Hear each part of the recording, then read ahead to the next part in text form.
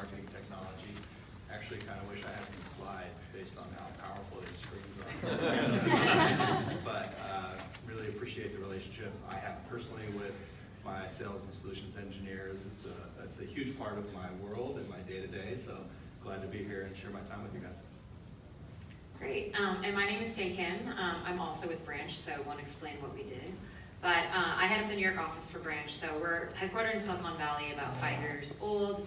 Started the New York office, our first remote office, about 3 years ago, so oversee sales as well as operations for the East Coast. And yeah, full circle being back at Salesforce. I'm an alumni, so good to be back here. And have been working with sales engineers my entire career, both as an IC as well as manager. So hi, I'm Mabel. I'm also a fellow Salesforce alumni, and Owen used to be my SE back in the day. That is true. So right now, I see you have the promotion. All right, come on. So we clearly have some banter.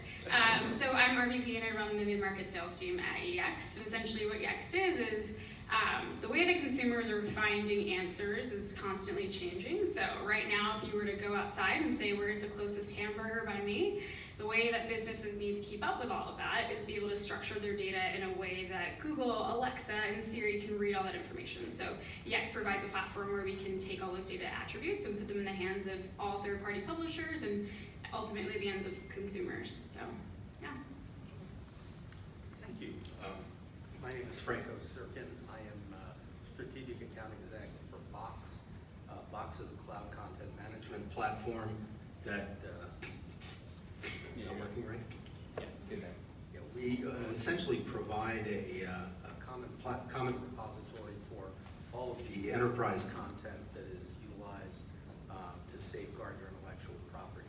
So, if you will, behind all of the enterprise applications is a need for a repository to hold all the relevant content. Box does that and does that arguably better than anyone in the cloud to make it available to the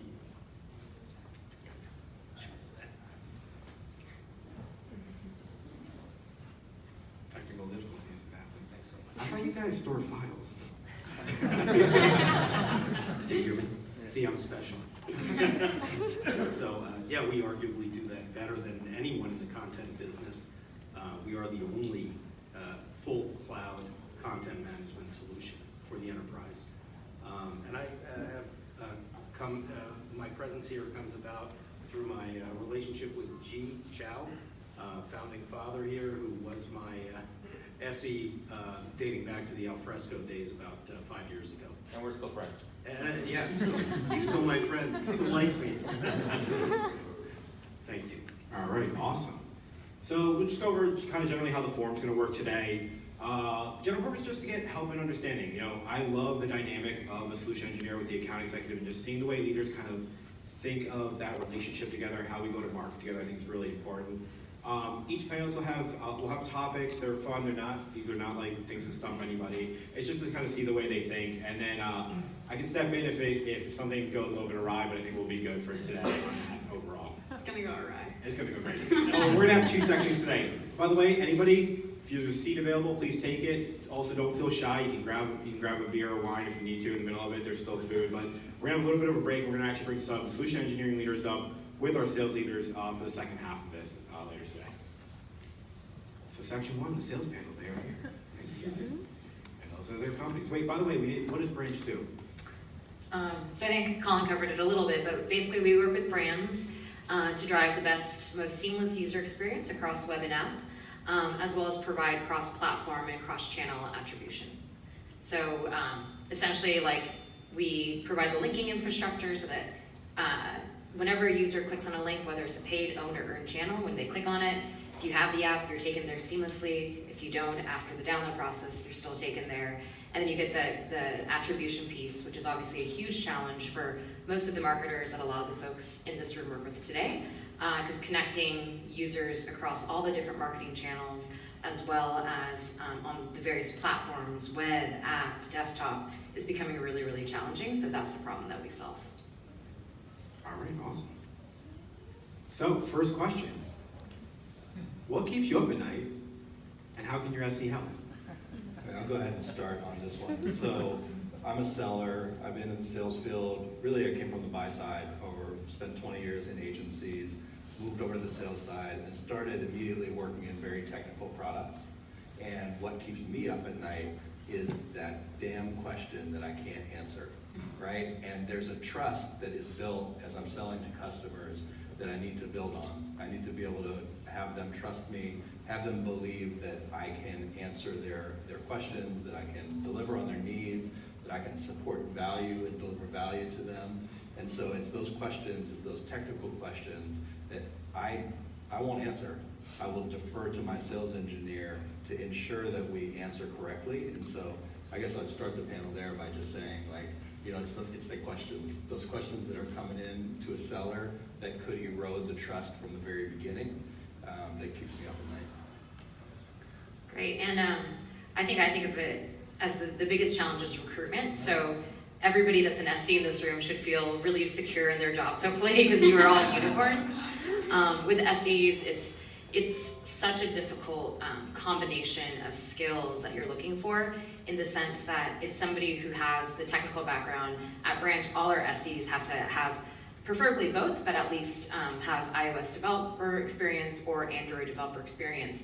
And to find somebody that does that, has that skill set, but also wants to be client-facing and enjoys working with customers, who sometimes can be difficult, is very, very challenging. So finding those unicorns, those recruitment, and holding out for the right hires is very, very difficult. And that's what keeps me up at night. Love it.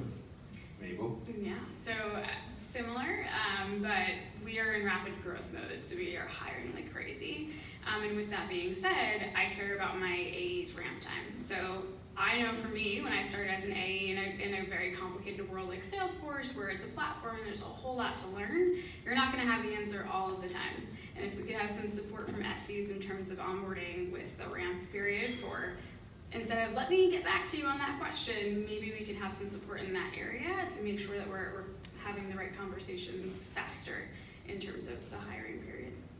All right. Are you talking about me? I'm like trying to think. You're like, I don't know, you're looking at me weird. Oh, yeah, but no, you did support me in the beginning, and there's a lot to learn, so, Fair enough. yeah. So what I would say is that as sales reps, we tend to answer questions from the hip. We tend to engage very quickly.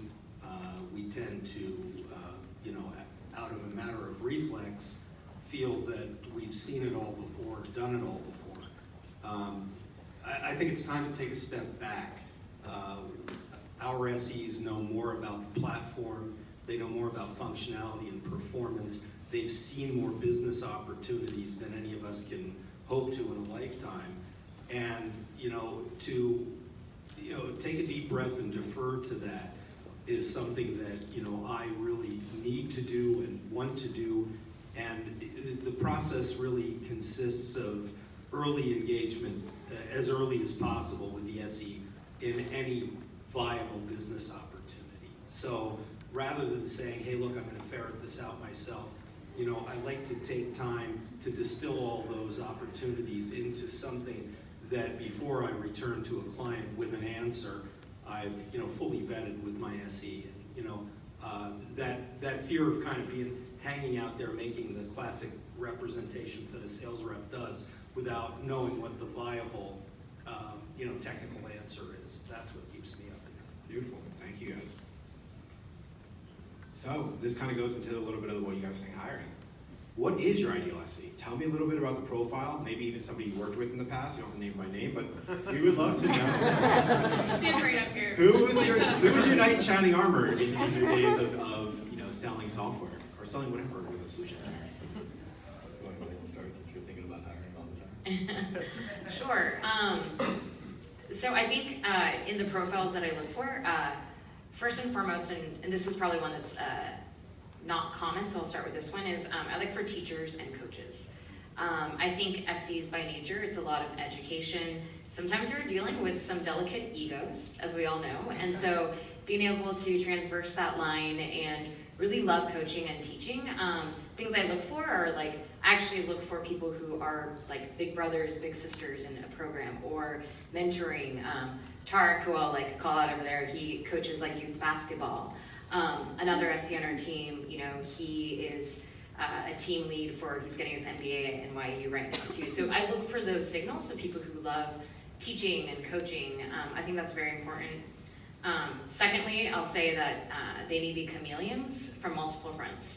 I think, you know, salespeople will readily admit that we are all sometimes emotional roller coasters, and the SEs are quite often the voice of reason. They are, you know, calm, cool, and collected. They have to be even-keeled, but at the same time, they have to know how to change the conversation and what they're doing based on the audience. Because for us at Branch, sometimes, sure, it's technical, you know, engineering developers and architects, but other times it's marketing people. So the way that you talk to them and what you talk about is going to be different. Same thing when we pivot and we start to talk to analytics people or to product folks.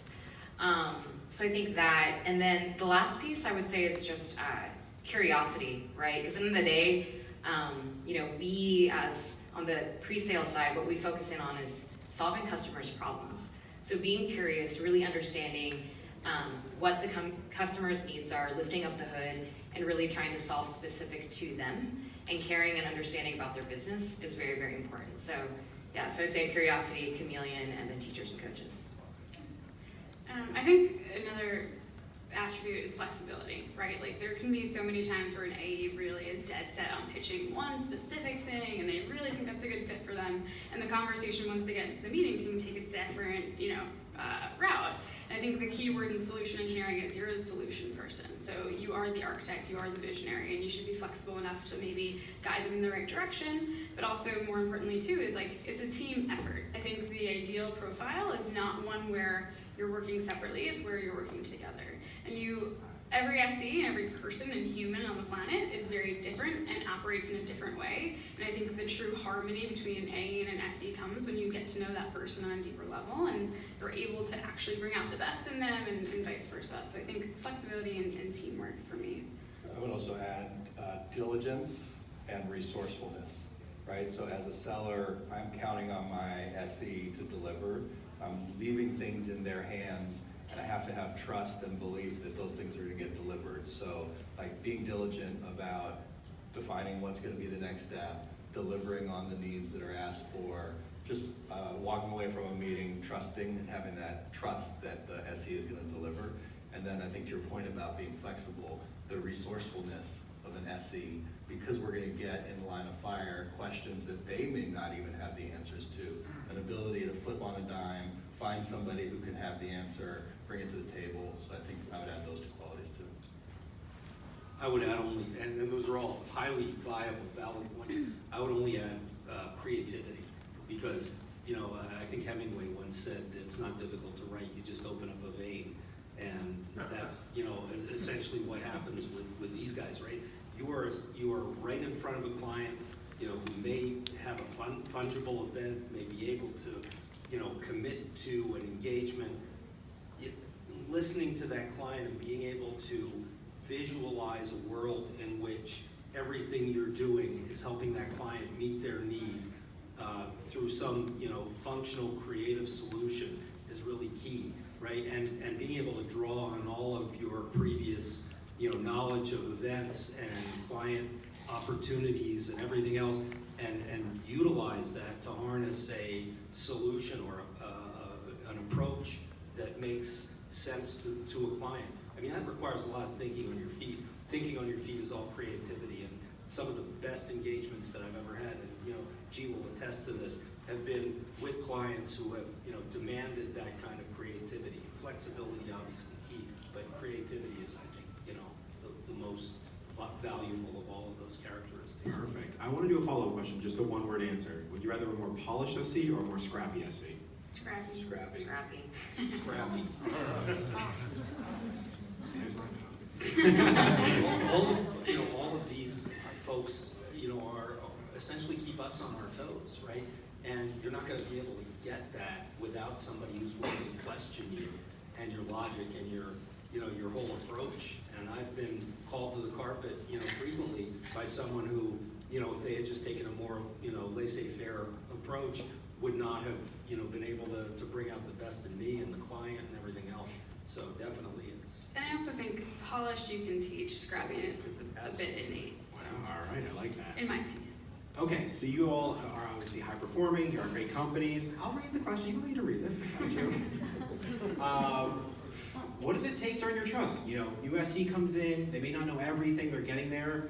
What are the principles that you're looking for where you're like, you know what, I'm ready to go, I trust this person, let's ride on this overall. For me, I start with a personal relationship, so this takes time, right? You can't just hit the ground running and build a trusted relationship with somebody until you spend time together, not just in the field, but away from work, traveling together. I spend a lot of time with my SEs on the road, and as we build that personal relationship, that really helps to define trust. I would say secondarily, patience for me also is a key to defining trust with a person. So, to your point, someone is like to fly by the hip, we like to answer quickly, we like to serve our clients to the detriment of the right answer. And so, an SE who is looking at a business challenge and is patient in coming up with a solution, those are a couple of things that help me develop a trustworthy relationship.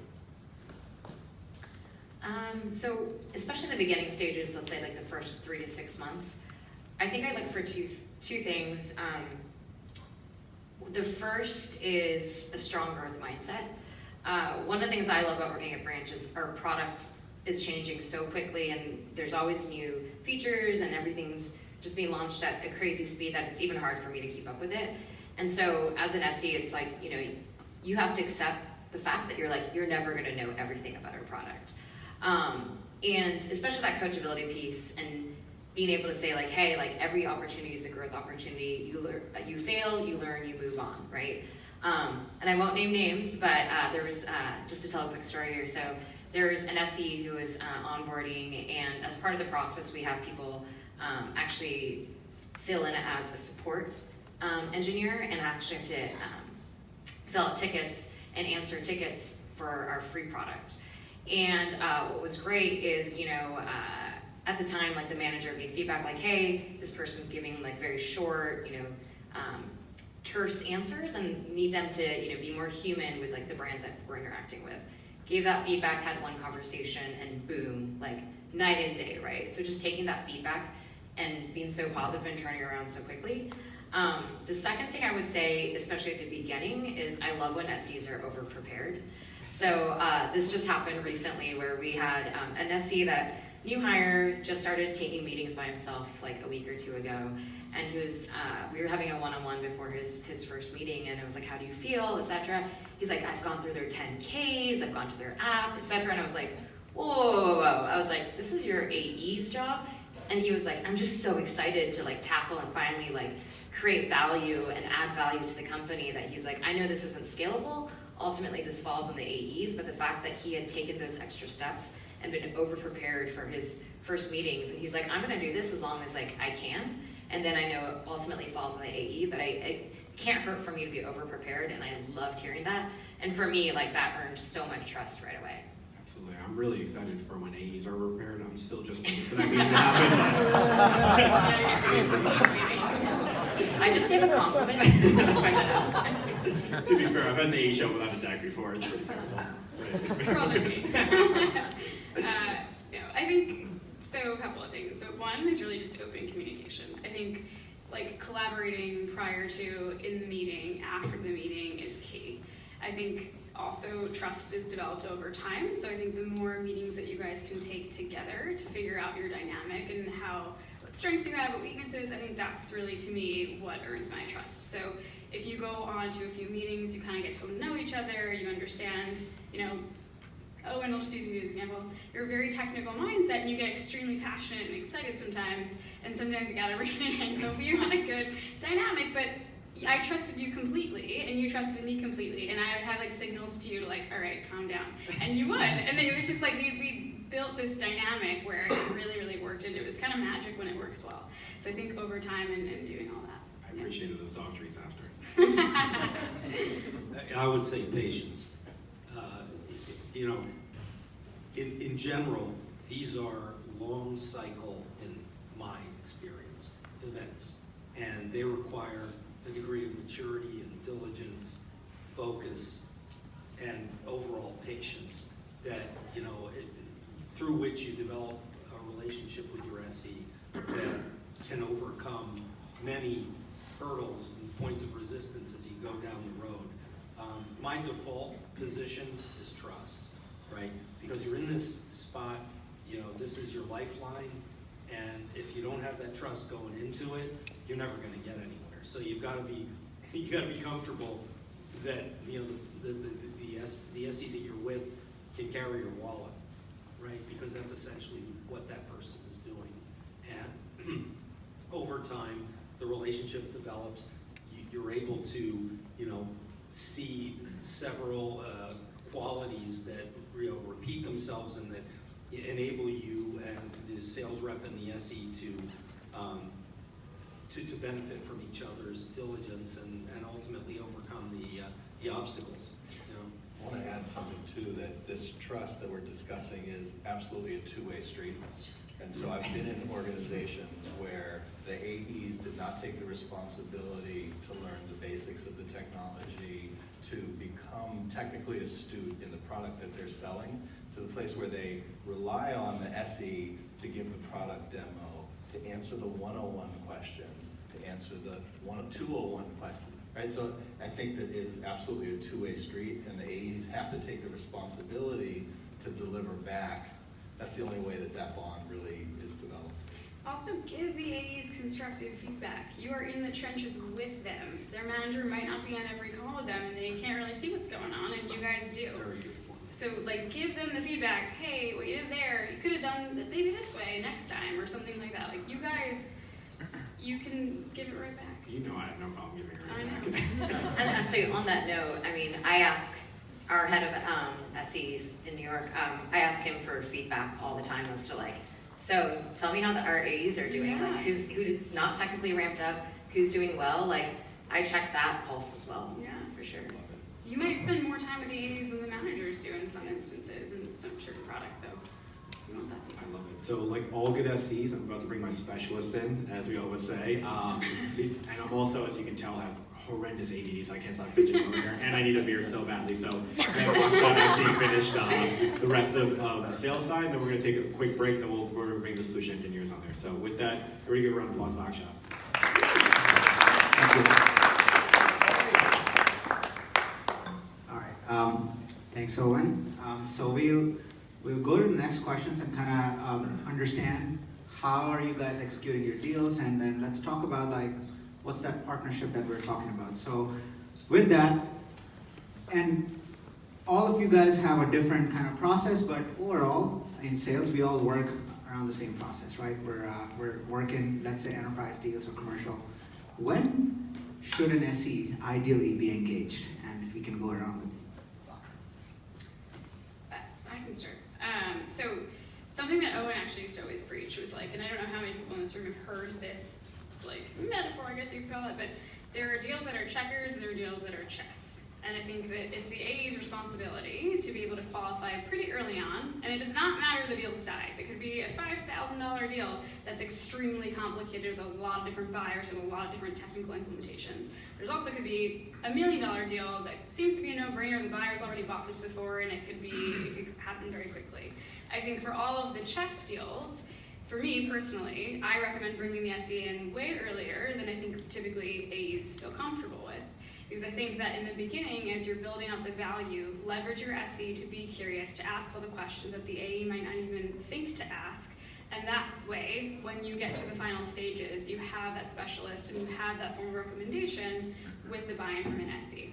So I think for me, it depends on the deal, and it depends on the situation, and it depends on how complicated. It doesn't need to be technically complicated, but overall complicated. The earlier, the better. Thank you. Before we go further, I just want to take a quick poll in the room. How many of the audience here work in sales as a sales rep, account executive? Okay. And how many of you are SEs? Wow, first time in my life we outnumbered. Great. And are there any audience members who are not in sales and don't really know what we're talking about? Okay, one, I know Carl. And Carl, you're the CTO, so you probably are involved with sales. And what do you guys do back there? Who raised their hands? Sales? Okay, that was not the question. Thank you. All right, so perfect. Everyone knows what a sales process is, so Yeah, so I thank think you. the point you made about being very subjective to the deal is a really important one. I think another piece that's subjective is where the AE is in the process. So I started a branch 6 months ago. Early on in my sales process as an AE at branch, it's a very technical product. I need a sales engineer a lot earlier in the process, right? So I don't want to answer questions incorrectly. I want to make sure that a technical question comes up, I can answer it. Now 6 months in, I'm a little less reliant on my sales engineer earlier in the cycle. So I think that's also an important kind of subjective piece. But regardless, I would err on the side of bringing an SE in earlier than later. I think there is no harm, no foul potentially in bringing somebody in earlier as an SE to start helping to align a parallel path that's technical while you're trying to align on business terms and legal terms. There is foul in coming in too late. So if you get into the process too late, you're moving down the path on business terms, technical, parallel process hasn't started. So I said personally I would err on the side of going in earlier.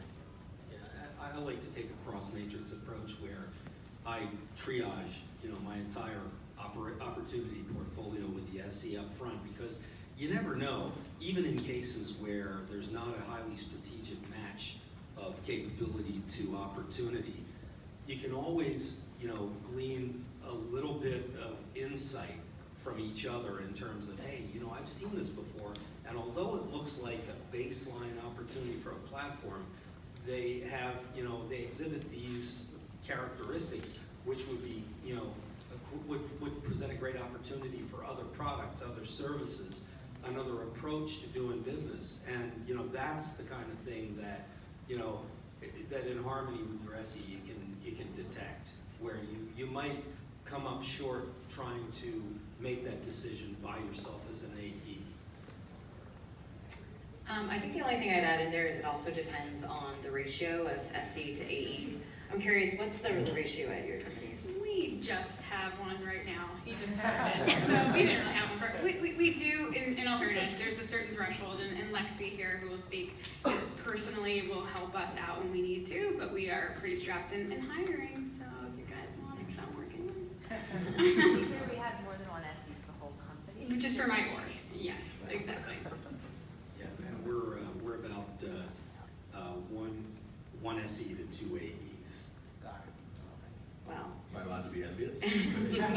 We would love to get there. We're at a 4-to-1 ratio, and we've struggled to get there pretty recently. But I think going back to that point, it's also there's never going to be enough SE. It's never going to be a 1-to-1 ratio. So there's some level of qualifying. Like an SE can't be on every call as much as we'd love for it to.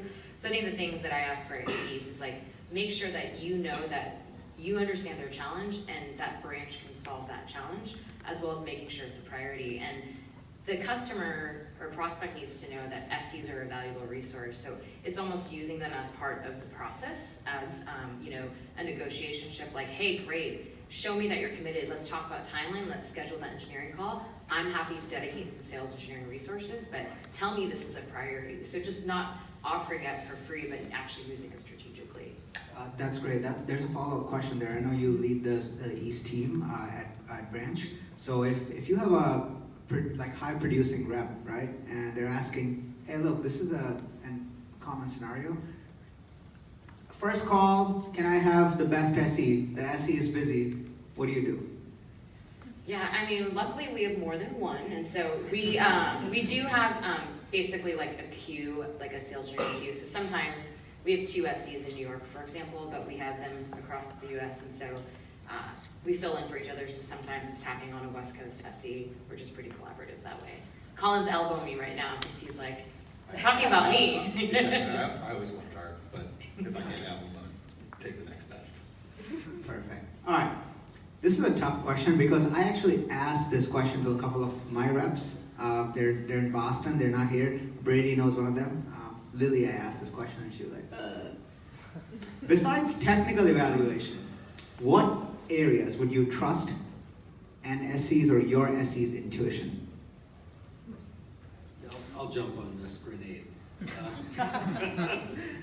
But, you know, my feeling is because we have a ratio, and you know, I would say ours is generous, right, at Box, because we're a substantial outfit from an HR perspective, right? We've got one SE to two AEs, right? That means the SEs have more coverage than we do, right? So they've seen situations, not only at Box, but throughout their career, that are more extensive than the AEs have. So relying on them for that perspective to, enable, judgment of intuition is a key factor, right? Not only technical. I mean, I fly all of my business opportunities by my SE just to validate my theory. I mean, what's to lose? Essentially, I've got no secrets, and I can only benefit from, the worst possible outcome is that the SE says, I've not seen that before. He's on my team. Yeah, I agree. I think overall, like, strategy, right? Like, I think a lot of times, just to echo what he's saying, is it doesn't hurt to run your creative ideas by an SC. Even if they're not involved in the deal, they've seen it more times than you, and they could be thinking way more futuristic thoughts than the AE in the trenches every single day. So I think in using them as a strategic resource is extremely, extremely impactful. I'd say two things. The first would be trust with a technical audience. So typically when we're selling, it's to marketers, product and engineering folks, and especially with some more technical product folks, as well as the eng team, which at least is a checkbox at the bare minimum when we're selling through our process. They see salespeople and they're like, awesome, I'm gonna rip them apart, right? So it's really the SE's job to like jump in there and earn that trust for a branch, on behalf of branch, quite honestly. That's definitely one thing we rely heavily, because we know the salesperson is never gonna do that, quite honestly. And then the second piece is, obviously providing great technical knowledge is great, but I would say, an SE, and maybe this is more of a sales engineering function, is saying like, hey, here are 5 different ways that we can solve this problem for you, but here's the one that we recommend. Really providing that guidance and leadership, because what we're finding is, even though we're working with like mobile engineers at companies, none of them are experts at what we do, in terms of like deep linking and attribution. So really, providing them options, but also providing recommendations and really guiding and leading them. And of course, that falls hand in hand with the first point about trust. The only thing I would add, I think all those are great points. Reading people. Reading people is really difficult, and it's also very subjective. And so I'm in a room with 10 people. I have a specific lens on the decision maker, the technical resource, the solutions engineer on their side. It might be very different from the lens that my sales engineer puts on that room. So in terms of like defining next steps, thinking through who the real power people are in the room, like that's my favorite thing to collaborate on when we walk out of the room. Like look at the table, mark off the people, like how are we gonna get to that person? How are we gonna get to that person? How are we gonna influence that person? And so it's a different lens, and there's a lot of value in that. Thank you so much. Okay. What do you perceive? And I know reps don't really think about what we're thinking, because you have a lot more things to think about. But we are thinking stuff too. And we have stresses also. This is SE meetup then. What do you perceive SE's biggest challenges and stresses are? Of course, jokes apart, we are very aware, right? As SEs, like, you guys have tremendous pressure. And as you said, Tay, like, our jobs are more secure, of course. But what do you guys think, like, our stresses are? I think there's definitely the resource one. Sorry, we talked about resources and challenges. Like, I think there's definitely a stress on the SE that we don't have enough SEs. There's too many AEs. How am I going to support everybody? How am I going to be able to deliver and prioritize people's requests and needs? So I think the resource allocation and prioritization, I could assume, is a big stressor. Yeah, I'll say like the calendars that are the busiest on the pre-sale side at our company right now are probably the sales engineers. They're literally back to back to back to back every day. It's incredible.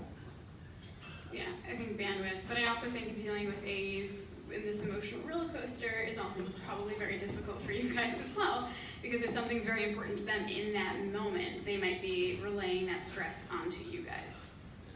Underestimation of the amount of work involved and the effort and the subsequent delay in making the SE aware of the opportunity and what would be involved of them.